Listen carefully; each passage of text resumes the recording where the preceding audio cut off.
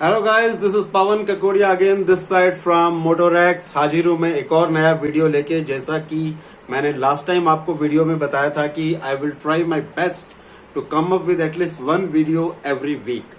तो आज मैं हाजिर हूं आपके सामने लेके एक वीडियो जिसके अंदर I will try to explain about exhaust.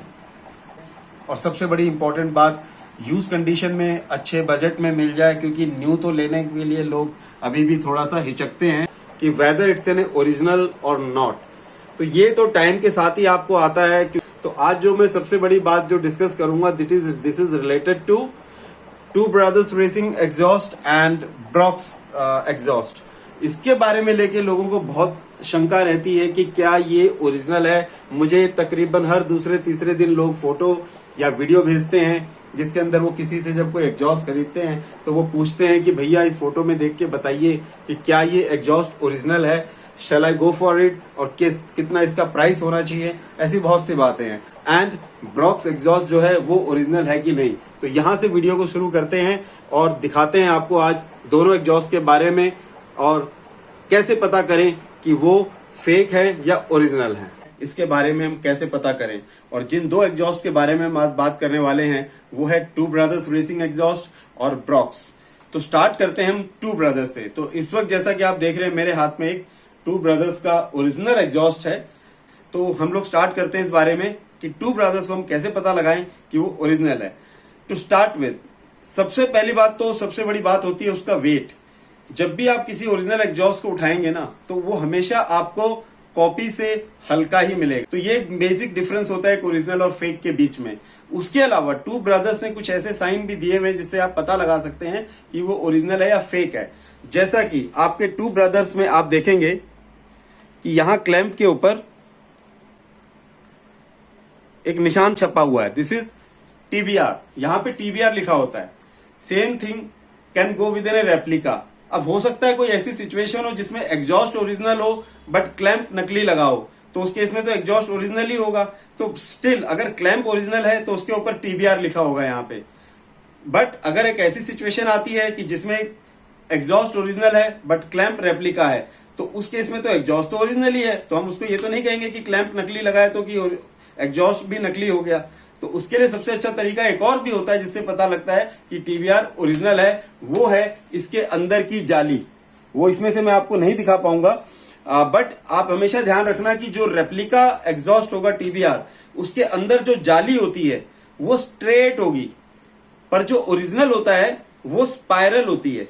वो यहां अंदर ऐसे स्पाइरल से ऐसे ऐसे आती है और यहां के एंड तक वो अंदर स्पाइरल होती है। ओरिजिनल में आपको स्पाइरल मिलेगा और जो फेक होती है उसमें स्ट्रेट जाली मिलेगी जिसको बस गोल करके और लगा दिया गया है। एक मैंने आपको बताया क्लैंप के ऊपर यहाँ टीबीआर लिखा होता है, और दूसरा अंदर की जो जाली, तीसरा वेट। इन तीनों चीजों से आपको पता लग जाता है कि एग्जॉस्ट ओरिजिनल है या नकली है। अब मिलते हैं हम लोग ब्रॉक्स के लिए। ब्रॉक्स को कैसे पता लगाएं कि वो ओरिजिनल है या फेक है। एग्जॉस्ट अब हम बात करेंगे ब्रॉक्स एग्जॉस्ट की कि हम कैसे पता लगाएं। इस वक्त मेरे हाथ में है एक ब्रॉक्स का original full system for Kawasaki ZX6R, latest जो मॉडल है अपना 18, 19, 20 का। तो आप देख सकते हैं दिस इज फुल टाइटेनियम। ये इतना हल्का है, यू नो, जो मैंने आपको पहले भी बताया टीबीआर के मामले में कि ओरिजिनल एग्जॉस्ट जो होते हैं वो बहुत हल्के होते हैं और they are generally made of titanium and all that. अब बात करते हैं कि हम ये कैसे पता करें कि जो ब्रॉक्स है ये फेक है या ओरिजिनल है। उसका सबसे बड़ा तरीका होता है, आप इसके पीछे देखिए, ये लाइन आपको दिख रही होगी,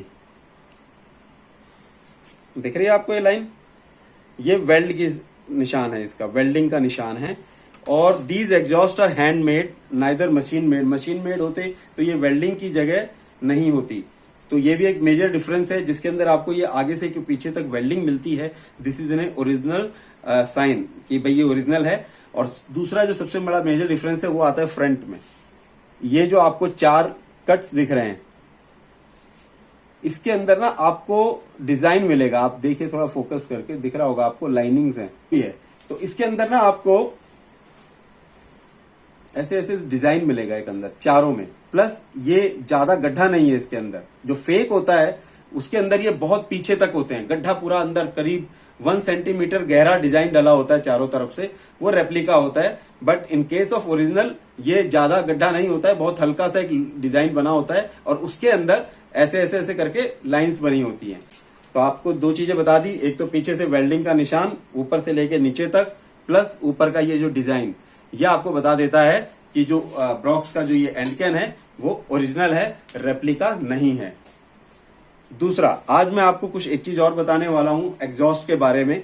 लोगों को बहुत ये इशू आता है बार बार कि एग्जॉस्ट लगाने से मेरी बाइक में कोई प्रॉब्लम तो नहीं होगी। तो आप इस बात के लिए बेफिक्र रहिए। देयर आर 2 सिचुएशंस जब आप एग्जॉस्ट को लगाते हैं।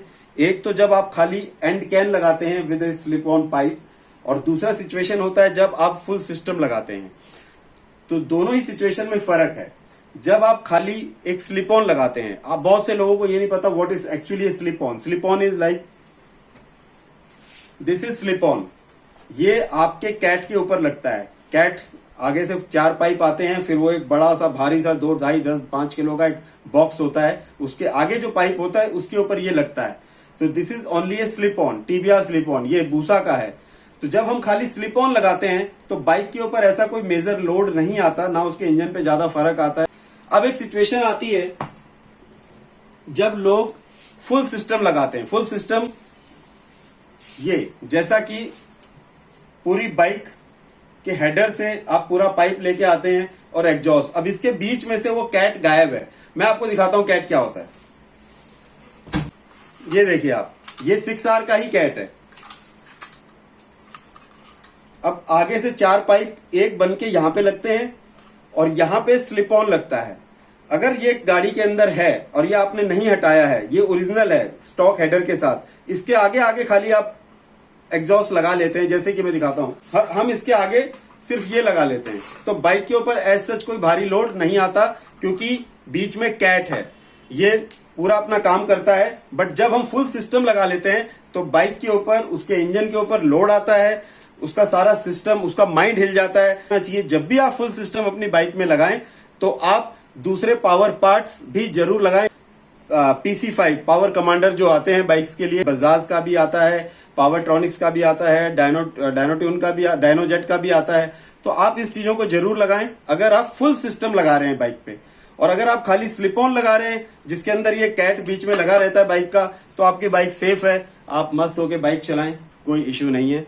आई होप आप लोगों को ये वीडियो अच्छा लगा होगा और कुछ ज्ञान भी बढ़ा होगा। आपके अगर मन में कोई भी क्वेश्चन है रिलेटेड टू एग्जॉस्ट या पावर पार्ट्स, तो आप नीचे दिए गए नंबर पे मुझे व्हाट्सअप कर सकते हैं और I would be happy to reply to you. इस बीच एक वीडियो देखिए छोटा सा, जिसके अंदर हमने आज एक एक्रा बेचा है, it has been sold, and आप देखिए हम लोग उसकी पैकिंग कैसे करते हैं। जस्ट एंजॉय इट एंड मिलते हैं किसी नेक्स्ट वीडियो में किसी नए टॉपिक के साथ।